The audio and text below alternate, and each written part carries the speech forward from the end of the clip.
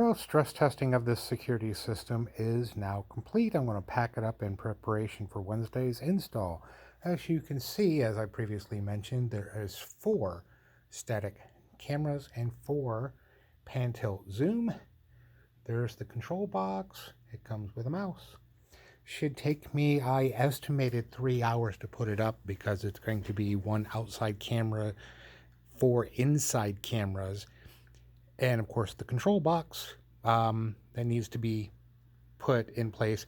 The problem might be that the 1 outdoor camera might be too far away from this. Won't know until we actually did it. That was why the stress test was done here, because my store from front to back is the same distance as the bar. And it didn't seem to have any problems with it. However, the camera that it took as far back as I possibly could is not going through a brick wall. So we'll see how that works. But there it is, all ready to go. So talk to you all later.